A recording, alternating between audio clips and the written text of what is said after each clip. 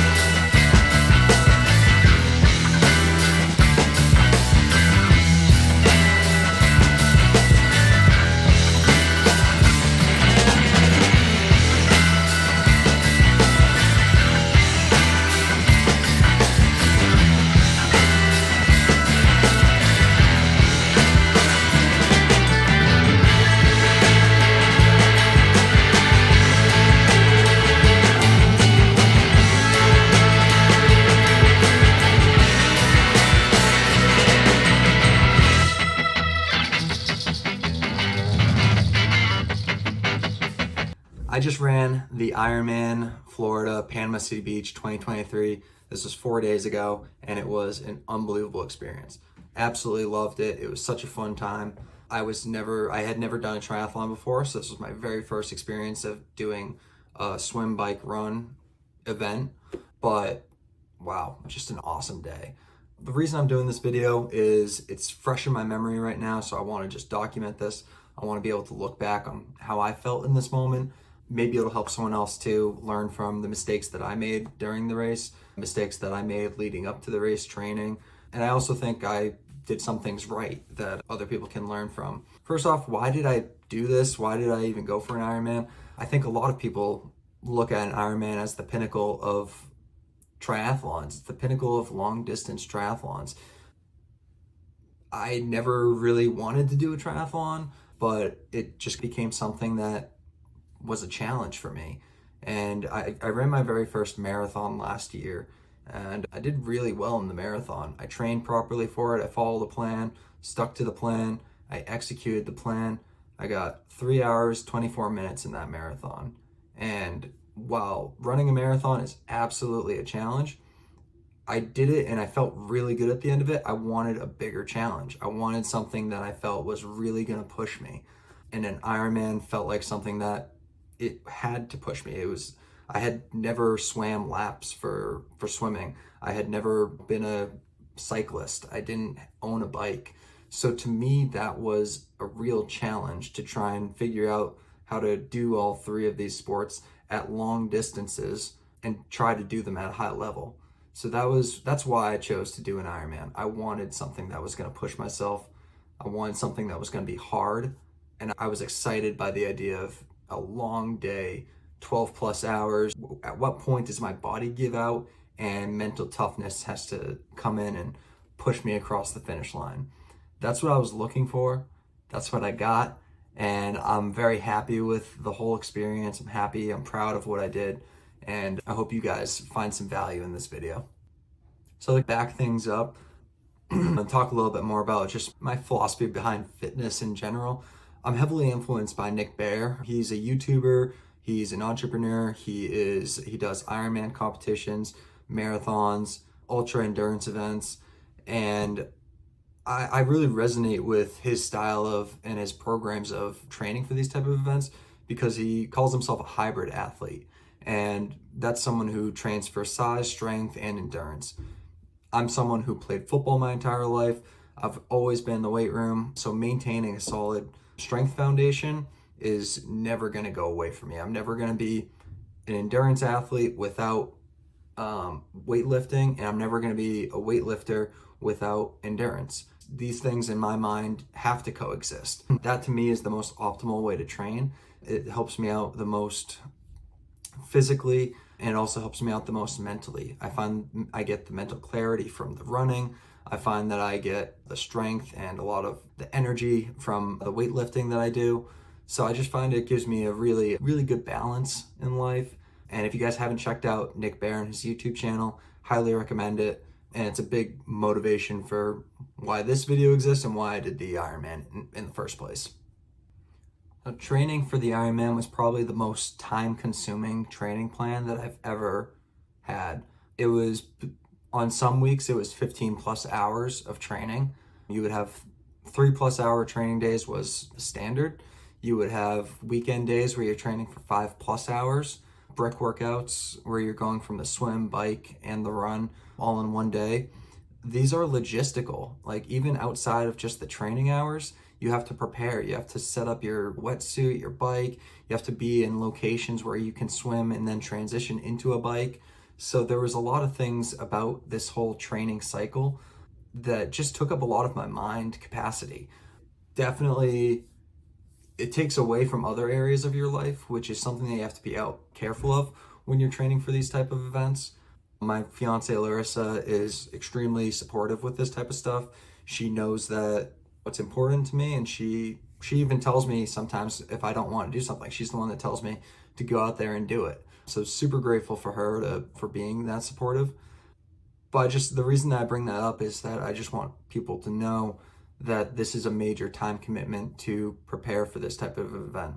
Some people train for a year before doing an Ironman, which is probably what you should do. I had a solid level of foundational level of fitness prior to training, but really I only trained for about 4 to 5 months of real Ironman training. And I would say it was enough because I felt good on race day, but I definitely could have done better if I had trained earlier. So the earlier you can train, the better. The more time that you can commit to it, the better. The better gear that you can get, the better. There's just so much that goes into training for an Ironman. You have to do your research. I feel like half my time in the training process was just watching YouTube videos of other triathletes, the YouTube videos about learning how to swim, how to shift gears on a bike, how to do basic bike maintenance. I spent a ton of money just getting my bike fixed by other people because I didn't know how to do certain things myself. It's just part of the process. So definitely I would recommend, if you're going to do an Ironman, just know that it's a major time commitment. That sounds obvious, but felt like it needed to be said. Leading up to the race, I felt really good. Physically, that last month of training just felt like my whole body was firing on all cylinders, was just being really efficient with all of my training. Just felt really good, especially as that taper started to hit and I started to have fresh legs. I was doing a few runs for the first time in months without doing a swim or a bike beforehand. And I was just like, oh my God, my legs are so strong right now. I feel like I could just run forever. Leading up to the week of the race, I got to Panama City Beach on Tuesday. I had an Airbnb right on the beach there. Wednesday I did a quick swim in the ocean, but it was really just checking in. I was doing like the athlete briefing type stuff. And then Thursday, I did mostly rest. I did another open water swim, again, just getting used to swimming in the ocean. I had swam in the ocean before, but probably not as much as I should have. So I just felt getting familiar with the water. Even if I wasn't doing a lot of like serious swimming and just being in the water, floating in the water, just getting used to that feel made me feel better going into race day. So I even did the same thing on Friday. But again, those days leading up to the race, it was really just a lot of rest and prep for the day of. You're setting up your bags, your personal needs bags, getting ready for the transition. And especially for me being my very first triathlon, I really needed to visualize what I was going to do at each step of the transition. Coming out of the water, taking off the wetsuit, switching into your socks, doing a full change, your bike shoes, your tri-suit, all that stuff was new to me. So I just had to really like visualize and really plan and map it out. The night before the race, I hardly slept because I was just thinking about transitions and all the things that could go wrong. Day of the race, I woke up around 3:20 in the morning, got my first meal in me, I went to the bathroom, took a shower, and just sipped on electrolytes for a bit.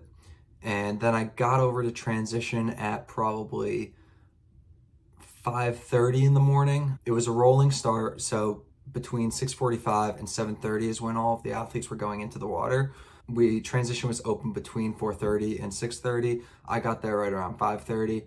Got there, did like my last minute checks on my bags, pumped up my tires on the bike, put my wetsuit on, and then it was time. It was just time to go. I got in the water before I started, just to get rid of the water shock. I wanted to get wet first.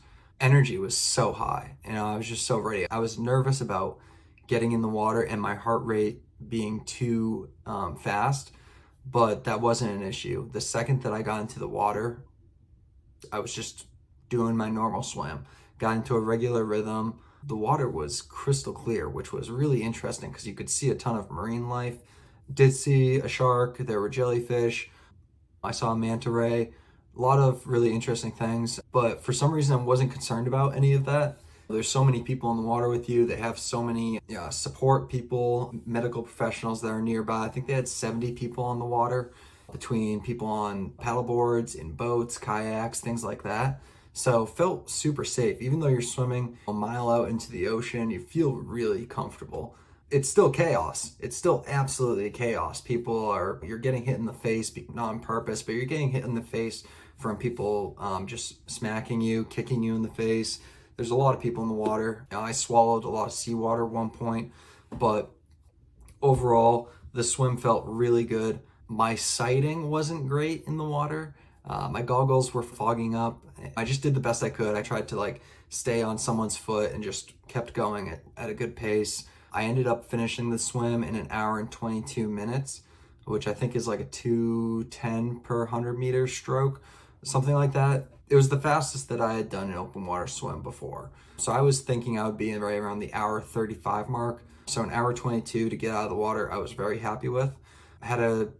Took my time on the transition. I had about a 15-minute transition between the swim and the bike, but I expected that. I really wanted to take my time. I wanted to do a full change. So I wanted to get completely out of my clothes that I was swimming in, dry off 100%, put on a dry tri-suit and powder up, put some biofreeze on my knees, get some nutrition into me. So I just wanted to feel really good getting onto the bike, and I did.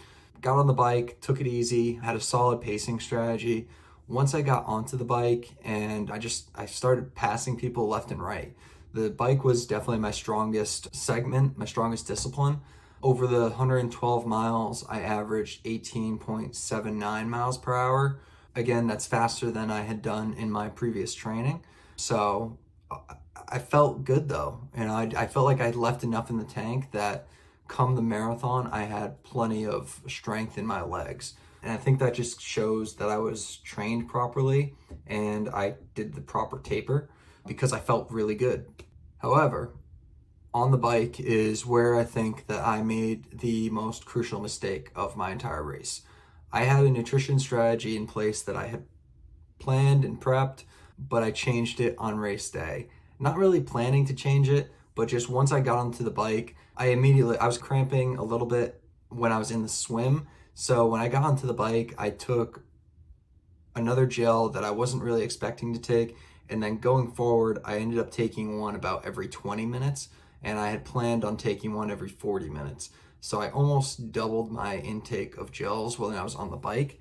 And my stomach was not prepared for that amount of gels and just gels. I had no other food when I was on the bike, no real food, no other form of calories. That really messed up my stomach.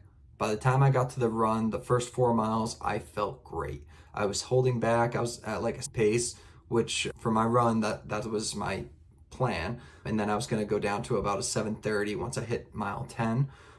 But that was probably wishful thinking. But my legs felt really strong. It was my stomach that crushed me on the marathon. I've never felt bloating like that. It was, I think, because of the gels that I took. So my stomach just felt like it was sticking out like a foot. I had gas. I couldn't go to the bathroom though. I tried, I just couldn't. So the marathon became extremely difficult for me when I thought it was going to be my strongest of the 3 disciplines. Looking back, I'm glad that it was the marathon that struggled and not the swim and the bike, because the swim and the bike are the 2 things that were brand new for me, and so much can go wrong on those two segments. If you're gonna have something go wrong, in my mind, it's better to have it happen on the marathon. In the swim, God, anything can happen. The worst case scenario in your mind is like you drown. And then on the bike, anything can happen with the bike. You get a flat tire, your chain breaks, all these things go through your mind. I remember being on the bike and just thinking, please don't pop, please don't pop, every single time my bike went over any sort of bump or anything like that. Because even though I had a kit and I was prepared to change a tire, I did not want to have to go through that, especially on race day. So all things considered, the swim and the bike, much better than anticipated. Everything was smooth, extremely thankful for that. The run struggled when I thought that it would be my strongest. It is what it is. I still finished, got to the finish line. My total time ended up being 12 hours and 42 minutes. I thought that I was going to get an hour shorter. So 11 hours, 42 minutes would have been what I expected of myself, but it's an Ironman. The nutrition is part of the strategy. It's what makes doing these long distance events difficult. Anything can happen on these type of races. It makes you think about, in my mind, oh man, if I did the proper nutrition strategy, my stomach felt good, man, I could have gotten sub 12. But if I do this again next time, then something else can happen on the bike and it delays me another hour. So something can always go wrong. I guess that's my takeaway. And I'm grateful for the things that went right during the race. So looking back at this event, really, I'm grateful that my body can do these type of things. That's one of the reasons that I do endurance events. It's one of the reasons that I run. There's this saying in the running community, I run because I can. And I'm sure that means a lot of different things to different people. But for me, I think about people who would do anything to get up in the morning at 5 o'clock and run 10 miles because they can't. They're physically unable to, their bodies don't let them do it. So I'm extremely grateful that I have the physical capability to do these type of things. And I almost feel because I can, I must. Like, because I can do these things, I almost feel like I have an obligation to myself to do these things. That's just the way that I think about it. I never want to look back in life and say, oh, I could have done this if I had just trained for it. I don't want to be in my late 60s, 70s and say, oh, I could have done this when I was younger. I don't want to have those types of regrets. So that's why I'm doing these type of things. I'm doing these challenges. I want to check off all these different boxes because I want to be able to know that I gave it my best. Now, I did these things. I don't want to waste the body that I have right now, if that makes sense. That's why I do this. That's why I do these type of events, because I can.